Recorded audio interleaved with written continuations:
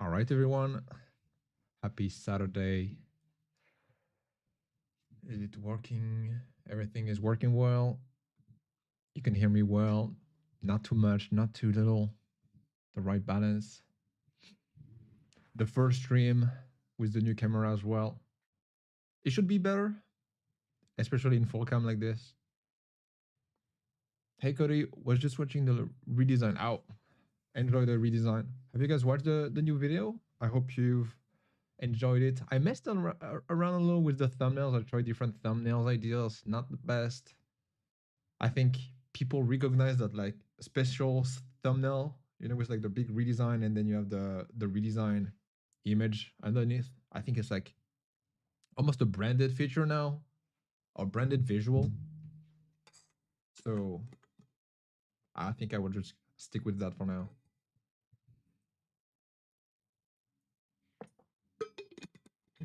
But yeah, we'll see how it performs. Pretty interested. So far, it has not performed super well. So we'll see, because it could be like a really nice. I think it combines everything I usually talk about, like some review videos on the channel and then some redesign videos. I think it combines both of them together, and that makes a really nice high value video in my opinion. But if people don't like it, then that's okay. Hello, sir. Welcome to the live stream. Happy to have you here. Beautiful, beautiful. It was really rainy and cloudy this morning, but right now it's a beautiful Saturday. So that feels good. I didn't do a live stream on Wednesday, so I wanted to do a little one right now. It's the end of my morning, worked a bit on content, so I thought, why not make a little live stream as well? Could be fun. Chat with you guys. And it says the weekend right as well.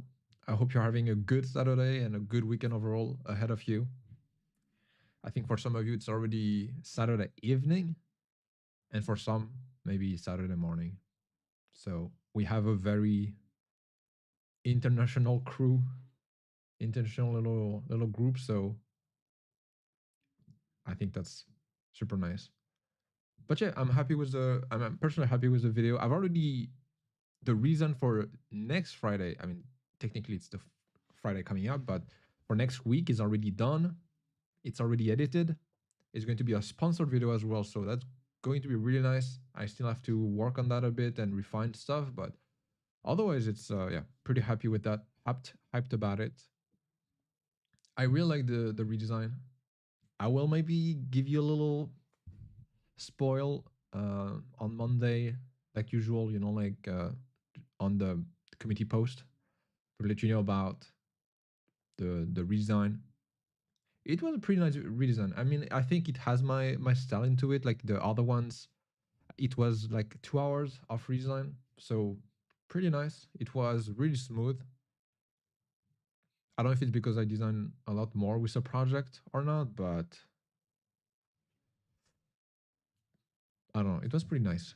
Now it's like but yeah, Wednesday I had to record this redesign video. I had to work on design project as well, and then do the business, do some team management.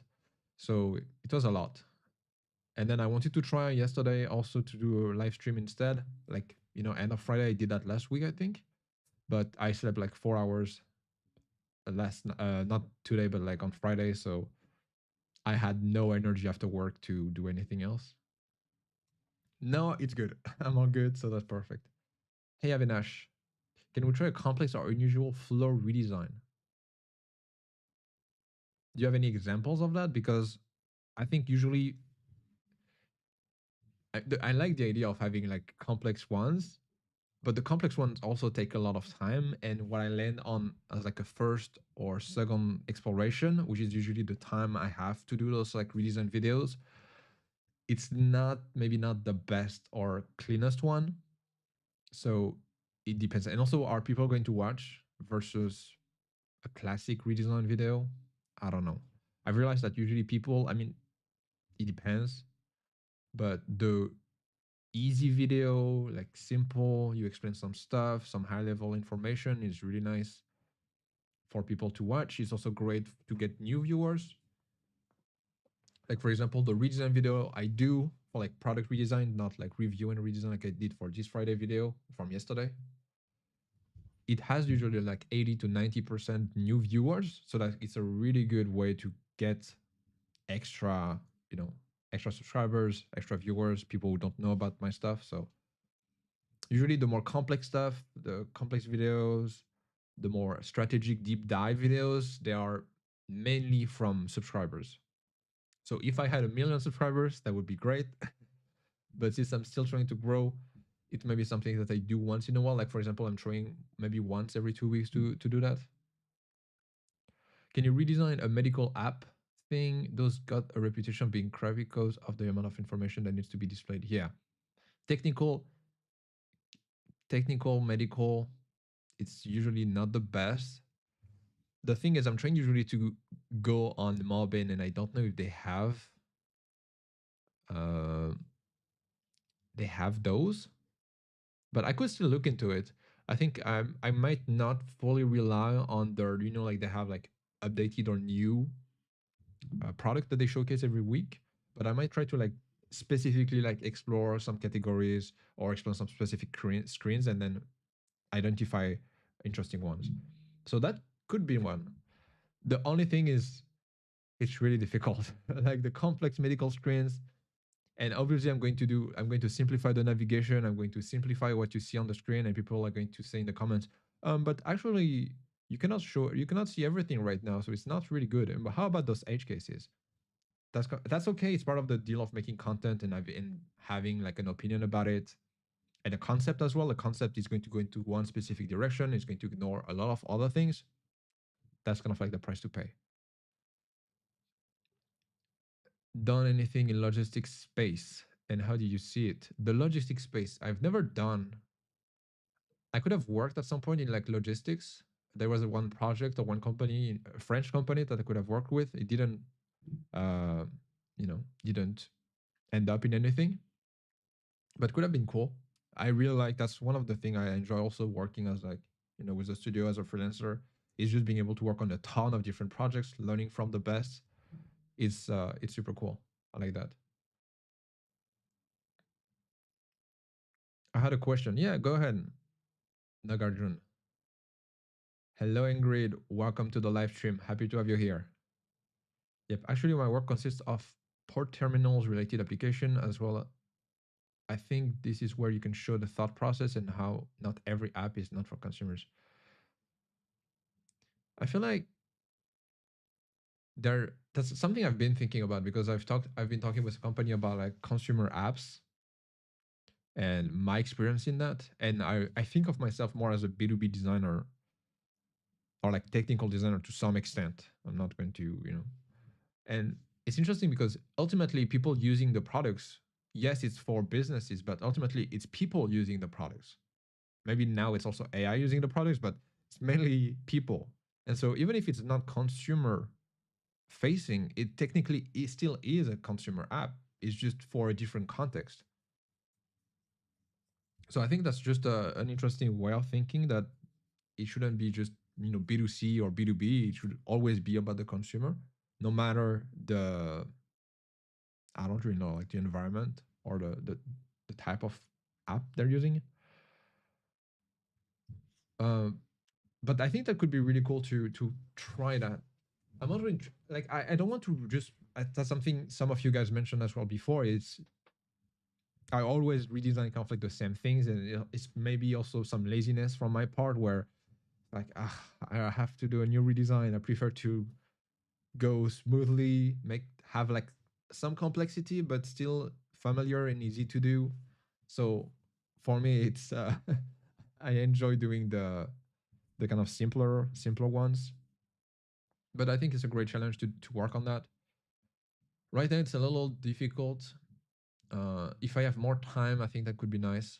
It's not mostly more time; it's more like creative energy. I spend a long time working on projects, and so uh, if there is one opportunity that looks good, I think it's definitely like something I like to explore as well.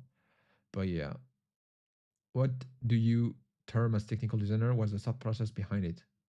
Technical designer mean like as a role, or In what context, technical designer? Because for me, when you just say technical designer, it means usually someone who's like a design engineer. And to some extent, nowadays, you don't even need to be like an engineer, meaning coding stuff. You can also be a technical engineer in the way that, or a technical designer, or even like a design engineer, because of AI and how you can create prototypes, real prototypes of design and flows that you work on. And that's actually something I'm learning right now. I've tried, someone recommended before that I use Paper, the design tool Paper, because it has, you can connect it right away to Cloud AI, and then you could also with Cloud Code or Cloud AI, you could connect the two, and it could design for you, and you could explore some stuff like that. And that's a really cool thing. I'm still like very early in that journey, but there's a lot of opportunities down there. So I'm improving my AI design process. Something people have asked me every live stream almost, like what's my design process? How do I use AI in my process? And I think I'm still exploring that. I'm still learning that, but I think it can be variable to some extent. I think it's not as easy as just like a plug and play kind of thing. It's not magical. Like it's not because you have one screen that you can build a whole flow and product from it. You still need a lot of structure and elements. That's why as designers, it's an amazing opportunity because it has never been easier to create stuff with AI because we have the context and we understand like user experiences, flows, user journeys, features, edge cases, and so that's a really good. There's something there. I'm applying for junior product designer roles and want to know how interactions differ between SaaS and mobile. How do they shift when moving between the two? What should I focus on when adapting? Interactions differ. I mean, usually in mobile, I'm not a super like mobile expert, and especially for consumer apps, it's mostly for me like B2B or also just having a mobile version of a web app that I'm working on. But I think that it differs a little bit simply because you have so much less screen real estate that you need to make the one key action on the screen super obvious. It's not about, like in web app, I see so many web apps with like huge navigations with a ton of features everywhere, a ton of information all at once. They have no sense of hierarchy and what's important to show first. But on mobile, you need to be really critical about it. You need to have a really strong opinion about what the user journey is, what the navigation is, because you cannot stack 10,000 options. You have to like maybe 3 to 5 like different tabs on mobile, and then you also have just what's going on that specific screen. So I think that's the main differentiator. Ultimately, I would say, in my opinion, that SaaS needs to be like mobile in that sense. You need to have a clean, simple navigation, very clean, again, simple, easy to use design layout interface. So that's my belief on that. But a lot of products don't do it. But that's what I would go with on that difference, or how they actually are not that different ultimately. But if you adapt, that's the problem usually. Is if for example, you work on like a web app project, it's very crowded. That's what the client wants, and then you need to turn it into mobile. That's where it becomes complicated, and that's where you need to make some sacrifices and make it look probably uglier. That's part of the job sometimes. What do you think about the new way design is going? Build now and design later idea. I would be against that. I would think the opposite. Design now and build later, or build at the same time. Because when you think about design is not just about making rectangles. It's it's not just pixels. It's a lot of thought, strategy, and reflection, which AI does not have. Even to some extent, engineers don't have that. Engineers, you can give them the best possible like hand-off version of your designs. Even with Figma now, like Figma Dev, you have everything laid out, and they're still going to not care about it. What they care about is the code. That's why they are engineers. It makes sense. And so design is the thought process and why this option, why not that option. And so AI is going to give you an average, going to give you like an average of what you're asking for and what it can find around that. So it's your job then to decide why this navigation, why not that? Why do we put the tabs here and not there? Why this button and not this one? So I think you, and that's why I'm saying like AI is a really good tool, but it should be within your process. It should not be the process. Maybe later it's going to evolve, but for now, that's kind of the the the situation on that. And I'm still early on that. Maybe next week or in 2 weeks or in a month, I'm going to have a different take on this. But all I care about is like, how do I improve my portfolio? How do I, not my portfolio, my process? How do I make it better? And how do I become more valuable? Because you can imagine, like, if I go from just designing screens, static screens, and having some prototypes on Figma, and I go from this to having like an actual usable product from the design I've done without them having to hire an engineers or having to do anything else, I become a lot more valuable. I also have this big question. Not a lot of people speak about it. What's the canvas size do you work on? In our company, there are people who use 1920 resolution, also 1380. The 1380. So I would say that it's a I I usually go with 1920 by 1200. That's like my go-to when I do redesign videos. And even when I start like iterating on new designs, that's what I always go with. Then something to make a design responsive will be 1440 by 920. I'm not sure. I need to double check that, but I think that's the design. So 1440 is going to look, yeah, 1440 by 900. So it's going to look different, but that's the point. Is how do we make a design responsive? So ultimately, the size does not really matter so much. It's just how responsive it's going to be, because it can look good on like 1920, but then as soon as you shrink it down, which is normal because people have different screen sizes, and like sometimes it's on laptop, sometimes it's on a big screen.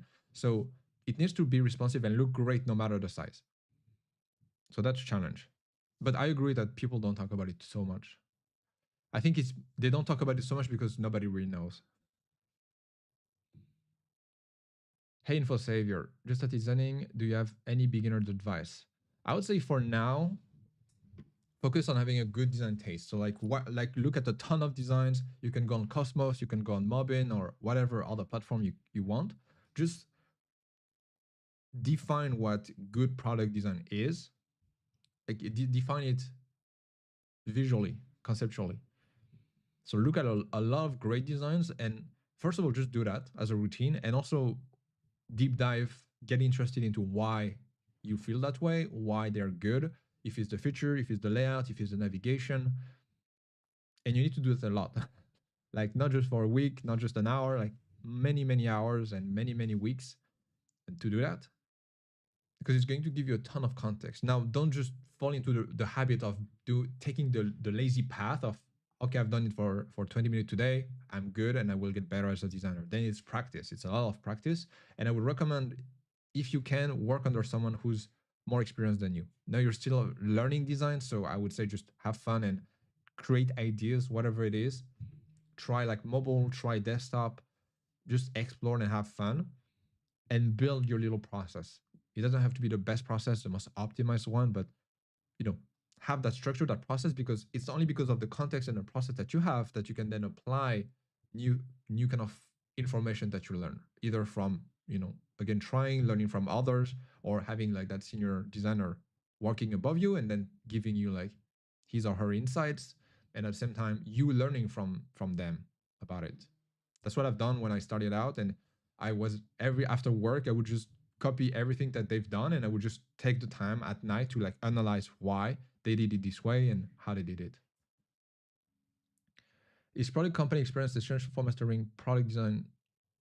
Mastering product design, when should I switch to be independent?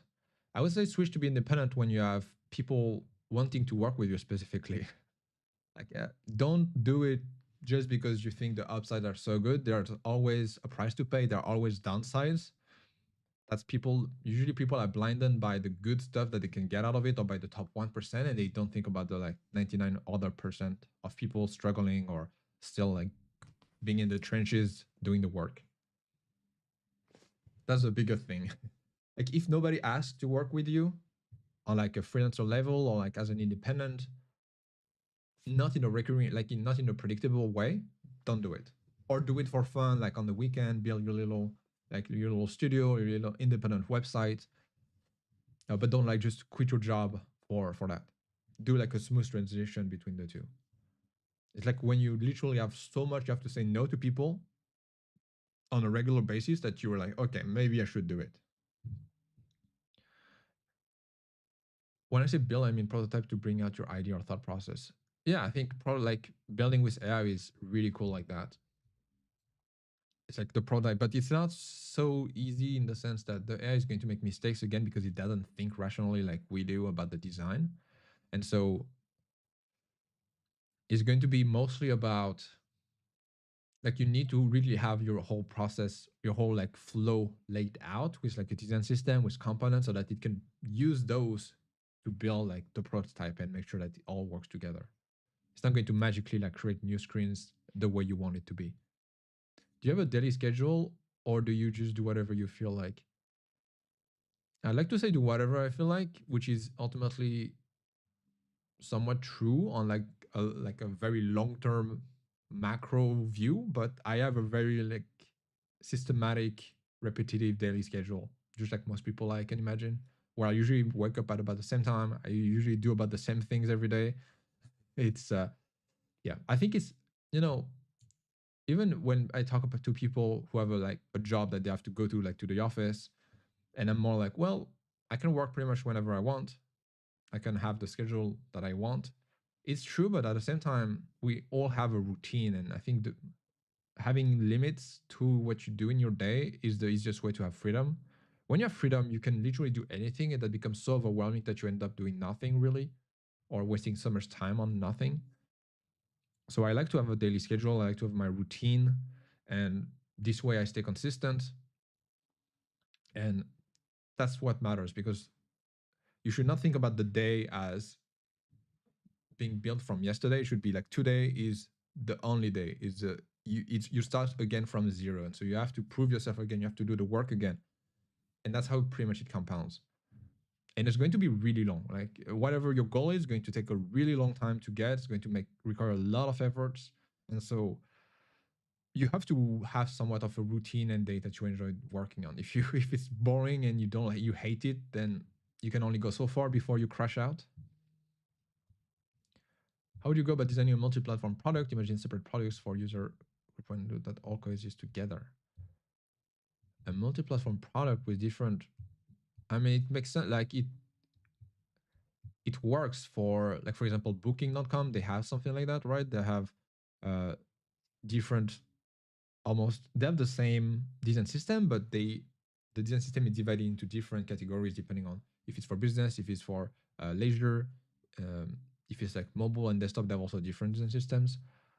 So it works. And also like I can imagine, for example, energy, like an energy company, they have the consumer facing part of the product. It's like I can track my energy consumption and how much I have to pay. And then you also have the energy provider part of it. Or if they create their own energy, you also have need to track all of that. So it's all going to be about the design system and the brand.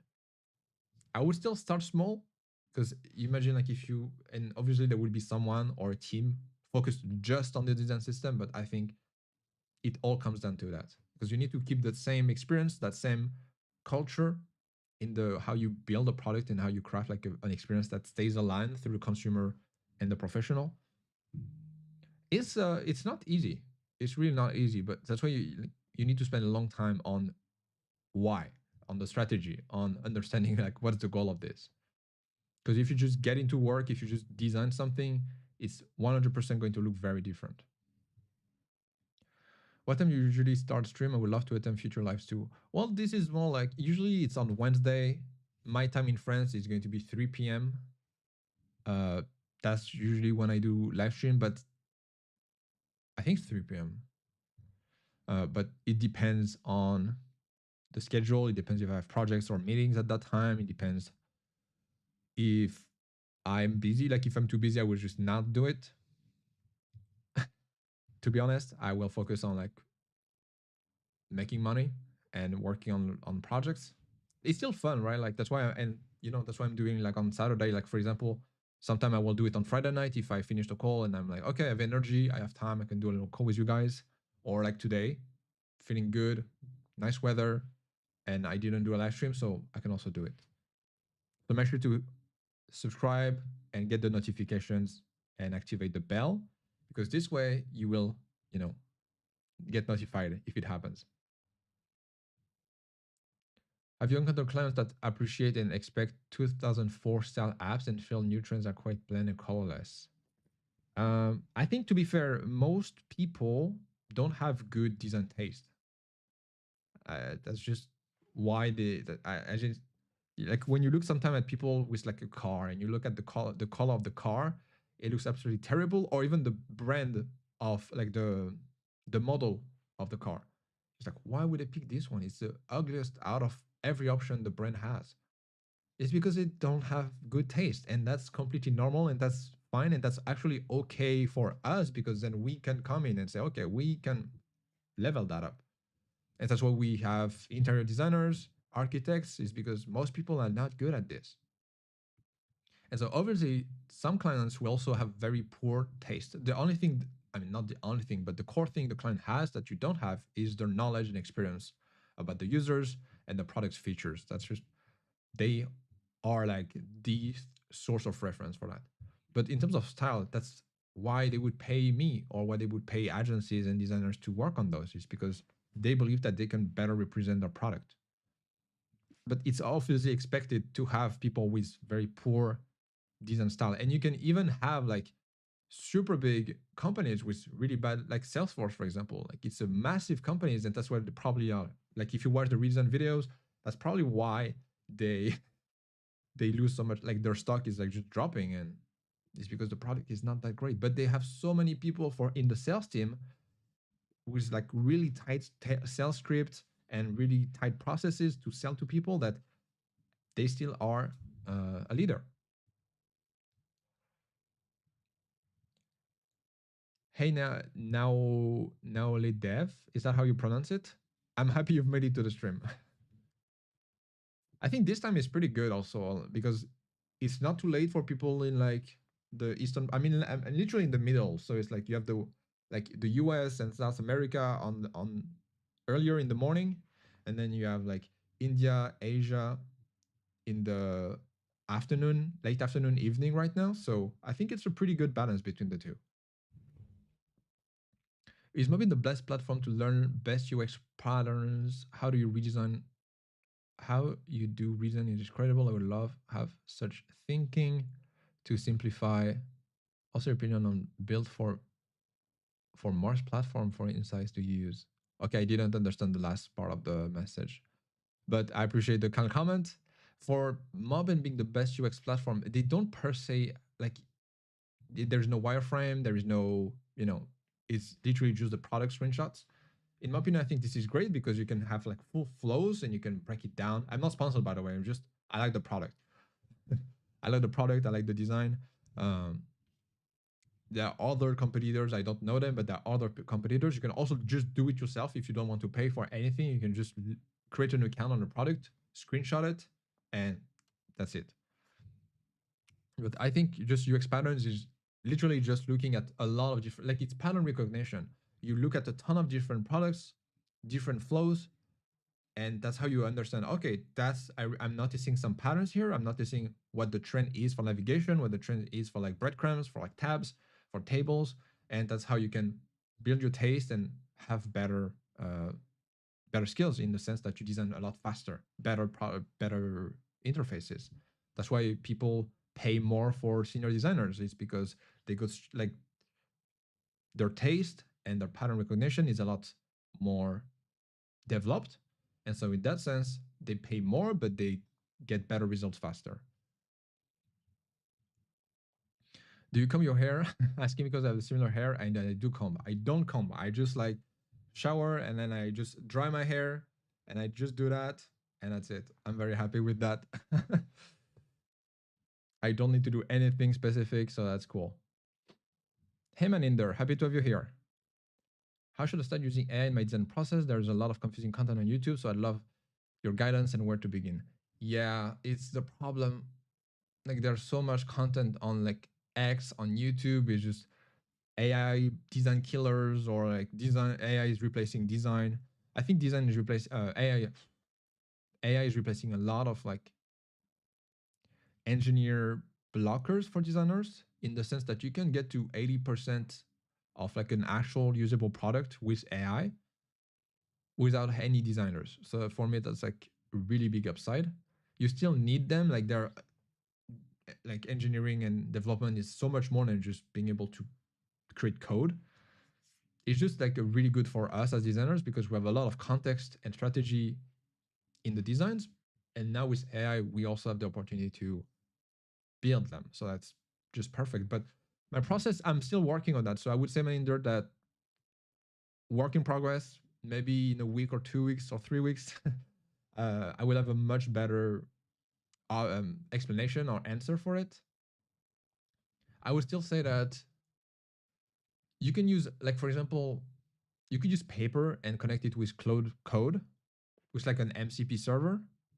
And this way, with the benefits with paper is that you can ask for it to design stuff. With Figma, it also works, but Figma uses a ton of tokens, so you just run out of your of like your daily use in like just 10 minutes. So don't do that.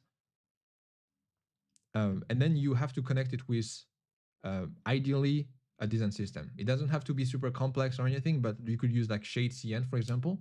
You drop Shade CN components and the design system into paper, and then you ask the AI to use that to design screens. And so you need to be uh, iterative on that. You need to also be patient and specific on what you want to explore, the different options. But that's kind of like how you would iterate a lot more on this. I still personally like to do it manually. I think the AI is still on the stage where it does very average stuff. It's still really good because you don't need to redo the components over and over again. It already knows the components, it already knows the layout. And so it's more about, okay, iterate on that specific grid, iterate on that specific layout, iterate on that specific navigation, and it keeps everything else for context. Whereas if you do it yourself, you have to copy paste and adapt everything over and over again. So that's a big time saver when you want to iterate. I'm still learning how to like hand off or create real products or real prototypes from design. I'm still not there yet, so I don't want to talk too much about it. But please, guys, if something sounds too good to be true, it's probably not true. So don't just believe everything people say to hype you up or like to get hype and money from it. It's there's no shortcuts. There's no shortcuts to design a product. There's no shortcuts to like change the world and replace everybody. Uh, yeah, it's a great part of your process. That's why you need a really strong process. You need to know what your process is. It can help fasten a lot of things, but it's not going to do everything. Or not, it can do everything, but not the right way. Build for Mars is UX Insights. Oh, I've heard of that. I think they have an API, that you could use like to get design, and that could you connect with like Claude. So I think that's right. That's the platform. Um, Honestly, I would try it. Like I've never used that, but if there are like nice UX insights, I think that could be good. I'm going to hunt your stream from now on. Appreciate it. You can also watch all the replays. Like you have a ton of replays. I've except the last one, but I've added chapters as well. So if you like care about specific things, specific questions, then you can easily go through the streams of the replays and then identify whatever you care about. Hey Charles, hey Adrian, nice to have you on the stream. An idea to improve your workflow when recreating the screen from Mobin. Paper has a tool that recreate an app instantly with layers. Yeah, I've been trying to use that and to use Paper as well. It has so far it has not done the best job, so I don't know if it's just me not prompting it the right way or not providing enough. And also, how do we? I still don't know. I think there's a way, maybe with HTML to design, but I think I still don't know how to. Oh yeah, actually, I need to do that. I think that's how it works. Like to go from paper design to Figma designs. That's like my also blockers, but I think HTML to design is like a good way to do that. So I need to explore that next week. But that would be like a really good segment for because I've tried with Figma Make, it was okay, But actually, I never thought about it. But it could be like a really good segment for the redesign videos. So thank you for the suggestion, Adrian. Hey, welcome from. Happy to have you here from South Africa. That's so cool. I think you're maybe the first one from South Africa. I don't know how to say your name. Nguenya, is that right? Yeah, no problem, Maninder. Happy to help. Any thoughts about Kenya's new album? I have no thoughts on that because I've not heard of it. They have good case studies. Yeah, I've heard of someone else recommended that, so I will definitely check it out. And I think that's ultimately like a really good habit to have as designers too. We need to be flexible because how to say that? Like we should not be tool dependent. We should be process dependent. Even to some extent, we should not even be process dependent because the process is going to evolve based on the tool that we use. But the goal is the lesson is that we need to be flexible. Like new tools are going to appear, new processes are going to evolve, and so it's all about staying. I don't know, almost like moving like water. Like we adapt depending on the layout, on the ground. So it's pretty much the same here. We need to adapt on what new tools appear and what like that's what I'm doing right now. I'm trying to also I'm not saying stuff that I don't do. Like I'm literally learning how to use like AI and paper and how to connect everything together, how to build new prototypes, design faster.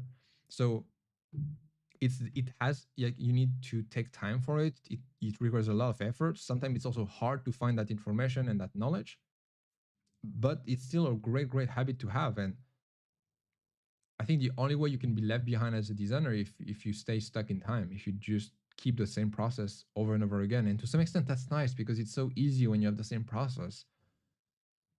Like it would be so good just to stay in the industry that is stuck in time, and you don't have to do anything else differently. And I think a lot of jobs are like that. I don't know, but probably not in design. And I think that's also why we can get paid so much money, is because it's new, because it's difficult, and it requires us to stay at the top of the industry and what's going on. But it's also difficult. It's yeah, it's never that easy. It's never as easy as we think. Great first attempt at my surname. I tried my best, and also I have the French accent. So like when I try to pronunciate your name, it's going to look weird. But yeah, I'm trying. But yeah, I'm really happy with that. Have you guys watched the redesign video that I just like from yesterday? I hope you've enjoyed it. It was a different take, not like it's like a little mix of reviewing a flow and then redesigning some core screens and explaining the rationale behind it. That's actually something really interesting I thought about and happened to me. It's you need to really know like you need to have a really strong rationale and you need to really know your projects. It's not just because it looked good or because it was fun. It can be to some extent like the surface level feeling could be that, but then you need to be able to dive deeper into it and explain why you've made those decisions, why it happened, what you worked on specifically. It's going to be really useful when you create like sometimes I cannot speak when you write slash create your case studies, when you write and you work on your portfolio, when you also talk about it to leads or for a job, because it's going to happen right when you in your interview process, maybe not the first interview but maybe the second or third, you're going to have to either talk about your case studies and your work or explain your thought process and think out loud. And so that's why it's really good to work on like for example passion redesigns, because in that sense you have everything to do that. You have everything to understand what the process is, what the design is about, what's your strategy and rationale behind it. So that's really good. But at the same time, really like passion redesign or like something you do on the weekend is also maybe something like in your mind that's going to be, oh, it's just for fun, it's a hobby. I don't need to care so much about the meaning behind it. Kind of like what I'm doing with, to some extent, what I'm doing with redesign videos. It's it's my like first second try on like a redesign. Like I only do like 2 3 different variations sometimes when I record, and so it's only like a very high surface level. It When I work on real project, it's like every day for multiple weeks that we just iterate over and over and over again until we find something. So it's very high surface level. But when you that's why when you work on like real projects or even fake projects, but you need to keep that same mindset of people are going to ask about it. They're going to want to know like the in details why you've done those decisions, why you had this process, why this option here, like what was the context of this. So either write it down or like just do it so much that you cannot stop, like you cannot forget about it. But it's super super important to have that. Hey, chat from Morocco. Love your redesign videos. Just want to ask how you're going with your LinkedIn post strategies as a designer because I'm thinking to start posting on LinkedIn. It's going okay. I think right now, I had a copywriter, didn't go so well. Now I've switched to Claude, just dropping like the benefit for me at least is that I have videos, I have live stream, and so I just download all the transcript and just fit it to Cloud, and then I'm like, okay, this is kind of like my writing speaking style. That's how I present stuff. That's what I talk about, and so then it's a lot easier for the AI to like summarize, be like, okay, these are the content pillars. This is what you want to talk about, uh, and to be pretty close to me. And so then I can just refine, redesign, rewrite some stuff, but it's okay. I think I'm not there yet, to be fair, and I think it's also maybe like a uh, format problem. I just write stuff. I don't even add an image, or sometimes no image, no videos. So it could be that. For now, I'm just trying to be like, okay, let's just put some stuff out there consistently. I think that's a big lesson, or like a big first step. Be consistent, even if it's small, even if it's a little routine. Just stay consistent on that. And then once I have some more data and I can try different ideas, different takes on that. Maybe it's a format, maybe it's a post type, um, and then I can see it. Oh, to be fair, I think something I've realized was actually real estate. When you think about real estate, even if an apartment or a house is overpriced, and you might need to like lower down, you will get the lesson soon, but you need to like lower down the price of whatever you're selling. You don't need 10 customers. You don't need 10 people buying your house. You just need one of them. One. That's it. So if for one of them the price is fair, the price is good, and they buy it, you're good. Even if it's overpriced, it doesn't matter. And so for LinkedIn or for content in general, whether you have 10 impressions or 10 million impressions, all you need is one. One client, one lead, one job opportunity, whatever. Now, ideally, you get a recurring, consistent amount of those, but that's also the upside is even if you don't have a ton of impressions, a ton of followers, it's okay because you just need that one right person seeing your stuff at the right moment where they need someone like you, and you've got it. It's easier for a job because a job is like maybe once every 2 3 years versus a client where you probably need some recurring form of clients and leads every week, every month, however you need it. And ideally, another suggestion or opinion on this, it's easier to resell clients that have enjoyed working with you than to find new clients. So try to keep the clients for as long as you can rather than always looking for new ones. I'll be sure to watch more of your videos today. Not sure if you have anywhere you have case studies tied into your designs in your videos. I think I have some case study videos on the YouTube channel. You can also look at my uh, website. It's in the link in the first link. There are some case studies in there, so I hope with the two together it can have some like utility and value. What is the checklist to keep when I design such landing page? Is having motion design like illustration is necessary or expected if I'm designing for that niche? It depends on like the landing page, it depends on the client and product. You might also need some brand guidelines depending on like you cannot just do any style I can imagine. But I would say it's pretty needed, required, even for products. Like some products have like nice icons, nice custom like illustrations. That's where also AI can be helpful because it can emulate to some extent that kind of visual style, and you don't probably don't need, maybe not for like cheap projects or like for wireframes and concepts. You don't need to hire someone. You can just ask the AI to do it. So, but I still think for landing page you need some like some kind of visuals, and more than visuals, you need like a story to tell. You need a brand direction, right? And so every element, every design element is going to be around that story you want to tell. I just came across your channel. Absolutely gonna embed this weekend. That's a lot of value from what I see in your studio portfolio. Awesome. I'm happy you liked it, TXM. And welcome to the channel. Welcome to the live stream. Super pumped to have you here. I hope you find a lot of value in the content. I'm trying, weekly to give as much value as I can in a way that's sustainable for me. I'm not at the level yet where I can just make like hours, 1 hour, like engaging video content. Uh, Hopefully, it's nice. You can learn a lot of stuff from it. But yeah, I hope you guys are having a good weekend, having a good Saturday, or I've had, depending on if it's already like dark outside. You can rest well, spend some time outside with your family, your friends, do some activity. Like we are designers, we sit on like a chair at a desk all day long, so it's nice to like close the screen, go for a little walk, or just exercise a bit. Make sure to drink enough water as well. This is like a health segment in the live stream. Indeed, very valuable. We'll keep coming for more. Nice. Happy about that. Drink some water.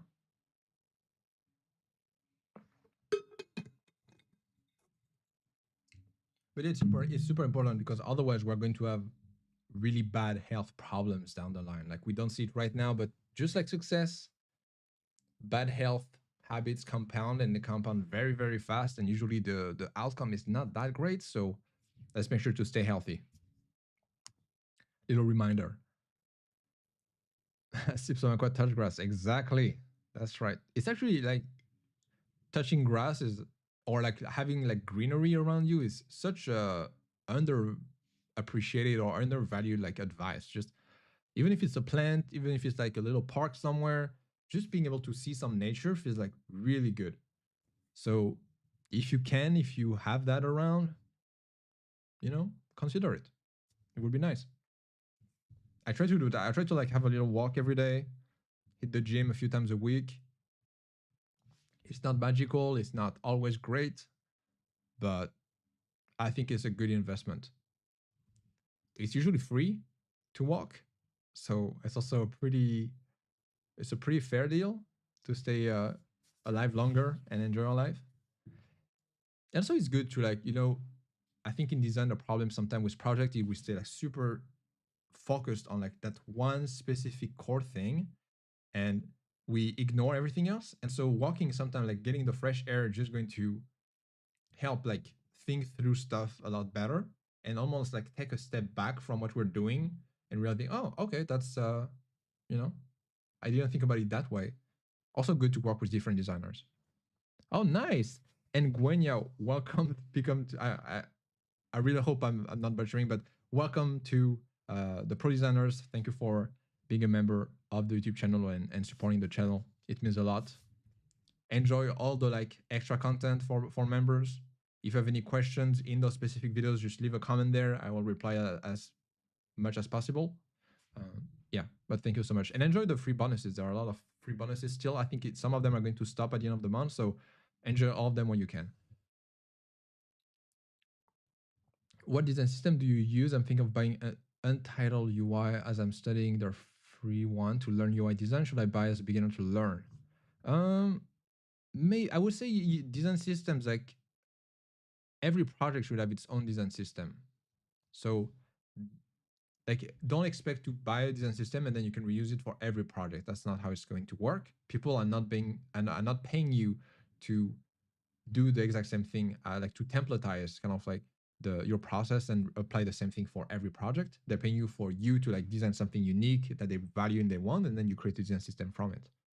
Now, where that can be helpful is for again like jamming and conceptualizing new ideas, iterating a lot. When you're at that early stage of the product, and you even with, like I said, with AI, you can connect it and it's like use this design system, this design library, this content, these components to, iterate and find those like layout ideas. But that's about that's about it. That's how far you can go with it. So it depends on your goals. It depends on what you expect from it. Now you can let me know, and I will tell you if it's like good or not. I'm not against or uh, for buying a design system. I don't really have any. I don't have any horse in this race. Is that an expression? But hopefully you get my point. 1% really helps. I go to the park sometime, and when I come back, it's a different me. Yeah, absolutely. Like that's really, really good to do that. I don't. Yeah, it's good to be healthy, whether you're a designer or not. But it's super important to invest in your health. And by investing, it just means spending time outside walking. I like the Salesforce reason, but I lost the pipeline feel on the lead status component. Yeah, it was a really tough one to. It was not. I mean, this section took me a while to design something that made sense. I just didn't want that taking the whole like width of the screen. It felt too much. And I think ultimately what I would have done if it were like a real project, I would have still kept that little arrow, just like you mentioned, like the previous design directly shows the next step. I think I would have kept that arrow design, but just have like maybe a different aesthetic to it, and maybe keep that size like I did on like the redesign. I think it makes sense to keep it a little tighter and more like wrapped around the text. But I would have added that little arrow to really show like literally this is what you can move to the next step. But yeah, I appreciate the input of that. That's a really nice input. Like I would love every like opinion comment on my channel on my videos to be like what you just said, because it's like it's nice, it's positive, and it's still insightful. And like that could have been interesting to do something like different on this instead of just this is trash. Now, hopefully, like luckily, I don't have a lot of people like that. It's part of doing videos and having an opinion on stuff. But yeah, I really appreciate that comment. That's really nice. You commented it as well. I don't remember. I'm not sure, but still, I appreciate that. Hey, TXM also became a pro designers and YouTube members as well. I hope you will enjoy all the content. Like I just said previously, like you can just enjoy all the free stuff, get the feature like the benefits as well. Um, if you have any questions in any of the like members video, just let me know. Like just write a comment there, and I will get back to you as well. Yeah, I hope you get a ton of value from it. Wow, I should maybe live stream more on Saturday. It's a really good day. We get a lot of comments, a lot of chats, and a lot of members. That's super cool. Oh yeah, I completely forgot about that. Thank you for that. Do we actually get Figma Fast from memberships? Yes, that's actually like the core part of the being a pro member. Like being a member of the YouTube channel is like you can get access to all the Figma Fast from all of the redesign that I've done on the channel. Now that's pretty much the headline. I don't know why I didn't think about it, but yeah, uh, you literally get all the Figma files, even for like those like little like website hero section redesign, the onboarding flow redesign, all of that is accessible, and it's also I also changed the library link every month so that it's only for people actually like paying for it, not just you pay for it once and then you get access to it forever. Like people paying for it get access to all of it. So it stays, between us. In that case, a bargain. Oh, thank you. I didn't pay you. You can also you can so precise it. I did not send you any money to say that, but yes, thank you. It is a bargain. I agree with you 100%. It's a really good deal. And you still get access to like if you know him like Alex Ormozzi, he has like money model book. You also get like a free copy minus the shipping fee and like the like whatever like the export fee or whatever. You also get Spotify Premium until the end of the month if you want to be a member. If you've never had Spotify Premium and you want to try it, you get 3 months for free. You get pretty much like $60 of value without the Figma files for $5. Wow. Hey, Antennas. Very happy to have you here on the stream. Welcome, welcome. Okay, that was like that was the ad segment. Not planned, but Yeah, thank you guys for mentioning it. You guys have done my weekend. Like, I was normal mood this morning, worked out a bit, got ready, made worked a bit on content. I was like, let's do a little live stream. You know, it could be fun to chat with you guys. Haven't had the opportunity on Wednesday, usually when I do the streams. Incredible live stream. Probably one of the best. So thank you guys for being here. That's so cool. And also the new camera. That's literally maybe it's the new camera, bonus effect. I don't know. It's like a little buff on the live stream. But I hope you guys, enjoyed this live stream. I hope you watched the last video that I dropped yesterday. It's not getting the most love, so if you liked it, you can leave a little like there, leave a little comment. That's always appreciated. I will get back to you there. If you have any questions, any insights, like my bank said, like a little something like this is always appreciated and means a lot to me because at the end of the day, even a member, like it's for fun. I enjoy all of that, so it's you know appreciate it. Not the camera, it's the value. Maybe I'm delusional. Maybe I think the camera. I just want to like rationalize the money I've spent on buying a new camera. Just like actually, maybe it's a camera buff. The money is well spent. I'm getting some members. Perfect. But hopefully, yeah, it's a value, and I will try to give you as much value as possible so you can stay for as long as possible. And ultimately, that's a great learning for your design services. If you're a designer selling design services, it's like, how do I keep providing so much value that people just don't want to leave? Actually have that. It's like leverage. Like you become so big, and by so big I mean like so valuable in the like you make a ton of money for them. That's pretty much what valuable means. Is just what they pay you for is completely offset by how much money you make them because of your design services. Like how you become so valuable that they just never want to take another designer. They never want to drop you, even if you increase your price. That's a really good like mindset to keep. It's also getting really interested to watch you design.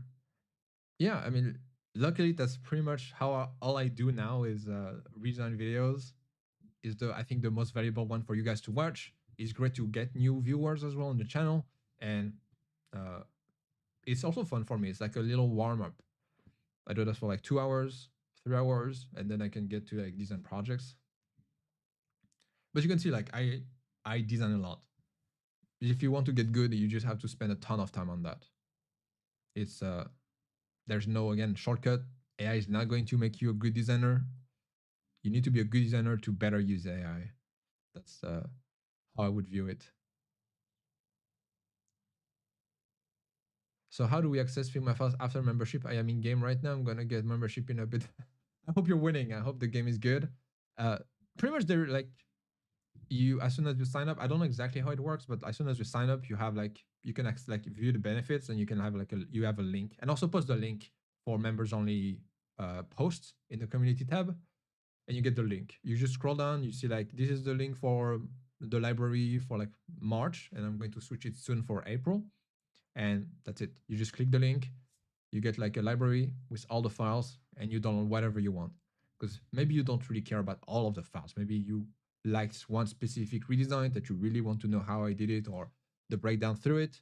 I also like I literally just it's not just the design. It's like everything. I've like the whole iteration process with the references and like the layout, how I've thought about it. You get everything from it, and you can just download that, download the Figma file, you drag and drop it into Figma, and you're good, and you have it. It's also great because then you get the reference on like if you have project designs that are similar, you think about the navigation that's like, oh, he actually designed something like this for one of those redesigns that I want to reuse for a project. Or you can just download it and grab it and use it as like a good like foundation. That's why I'm like I love like using Mobbin, for example. Again, not sponsored, because it's just so good. I can just start with the foundation of actual products, and from that, it gives me already like references and ideas on how do I expand on those. So you start with a very similar reference design that other products have, and then from that you eat. I mean, that's my process. Maybe it's not right for you. You just iterate with whatever works for you. But as soon as like you have those references, this foundation, you just iterate a ton, you jam, you you think about, oh, actually that's not going to work because of this and that. So let's me adapt to the different one. And then, oh, I thought about this product that also does this. So then you combine those together. And after a few weeks, you end up with a product that's truly unique to like the brand that they have, and the client is super happy. Mobilin is great, yeah. Really good product. Man, I wish they would pay me to say that. Come on. But yeah, it's a really nice resource. And that's it. Not an ad. No, I should maybe add like a little text, like right here, right here. I should add a little not sponsored, not an ad. Honest opinion. uh, but yeah, so cool. And yeah, next Friday is another redesign video. I actually have a blooper, but I cannot share like videos on the community post. So yeah, but I will add the blooper at the end of the video. It's going to be a sponsored video as well. So really nice. Really happy with that. It's going to be a nice little video. Make sure to click on the link if you care of the sponsor. Don't just do it to do it. That's not really legal. But yeah, I hope you will enjoy the redesign for next Friday. It's almost done. The editing is pretty much done. Thank you to my assistant, the best. I've really hit the jackpot on like who I've hired for that. She's great. And yeah, that's pretty much it. You can watch all the replays of the live stream if you want. It's all free. Enjoy them. I try to add chapters so you can just review any of them. For new members, watch all the videos, enjoy all the Figma files, all the extra values that I share. And I think that's pretty much it. If you have not watched the Friday video, make sure to watch it. It would mean a lot to me. Leaving a little like, sharing a little bit, giving a little hype to it. A little comment is always nice. How do you determine the style to use for a product? I know there are very common industry patterns, but say I want a more futuristic approach to a conventional system. How do I anchor myself not to go wayward and stick to the plan? That's the problem. Sometimes it's like it depends on the client, right? If it's a client that's like do whatever you want, which is my favorite type of clients, uh, it's a lot easier to do that. And it comes from iteration a lot too. It's like you might start very extreme or very soft in that exploration, and then you iterate, and through iterations you get closer to that goal. So it takes a lot of time, and also a lot of definition. Like, what does it mean? What does it mean to be futuristic? What are the elements of having it futuristic? How do we go from what we have to that, right? So it's a lot of definition, a lot of strategy around it. So you want I want like if I were to like be a client for that, I wouldn't expect you to like get there right away. But it's good to either go very extreme and then, okay, let's tune it down a little bit, or let's go very soft and then, okay, let's tune it up. Uh, if it's not something the client wants, if it's your personal like preference, then that's where you need to make some personal sacrifices and just be okay. Let's resist that. Or you could even like design concept. You could pitch it on like, this is why I think it's going to be better in terms of making money for the business. It's always related to money, right? Like you don't design for fun. When you're paid, like people expect to get a return on investment. Case study designing e-commerce in a minimalistic approach. Uh, do you think like the thing here is, do you think futuristic is going to help the e-commerce sell better? If you connect it to that and you can define why it can sell better in terms of like principles, then you've got something. It's like maybe it's going to stand out in the market. Maybe it's going to be easier to sell or to advertise. Maybe it's going to stay top of mind for customers. Maybe it can have a more premium feel, and so this way we can increase the price, right? Like always linked it to like something tangible and business focused. If you just say futuristic because it looks cooler or unique, it's like okay, and another example is how GQ and AP did a collab recently. The landing page on GQ was mind-blowing with interaction and all, but on AP website they stuck with the conventional. Yeah, and both are going to make a lot of money, right? So Like ultimately the design is not going to matter so much because they've already have like a super big brand. The brand is going to make the selling. So that's why sometimes I look at some like websites and it looks amazing, but is it going to help sell more? It's probably not. But the fact that it looks amazing is like a great branding strategy. And so you might lose that conversion rates, like that well optimized conversion rates, but you might gain in long term like brand credibility and people knowing about your stuff, getting free advertisement almost. So that's the strategy. And you could, for example, that could be like your pitch as well. It's like it's futuristic. It's going to help with like again like branding standing out in a crowded market. We might sacrifice some conversion rates in the short term, but long term is going to make a much healthier brand with a strategy that the whole company can align behind. Yesterday's video is in my queue. Awesome. I hope you're going to enjoy the video this weekend. Could be pretty cool. Thank you for that. Cool or unique is not always the best. Will it sell though? Exactly. That's right. That's pretty much all that matters. And cool or unique could sell as well. It just depends how it's done. It might not be the product. It might not be the website. It could just be the brand. So that's another element of the whole like product ecosystem, which is just the company. And that can come from many, many different ways. So yeah, it's not because it looks cool that it it works well. Like a lot of things. We expect when something looks cool and aesthetic and unique, we expect it to work better, but no need to reinvent the wheel on many things. Now I'm not trying to like, be a downer and be like, just design like identical to every other product. It's good to stand out and have some unique experience and taste in that, but let's also stay grounded on this. And once you have that foundation, once you have that okay, this is great, you can push for something different. Like you could say, okay, I have the product well, let's try some concept, some vision of like, let's push for it. But always like connect it to something. Not just because again it looks cool or unique, like connect it. Again, we're paid as designers to be strategic, and that's what design is. It's like to make decisions and to have a rationale behind why option A, not option B. So make sure to always have that, especially in like case studies and portfolio when people are going to ask, like people interviewing you, looking at your portfolio and your work, they're going to ask, why do you do this way? Or why was this project, made for that? But that's about it for this live stream.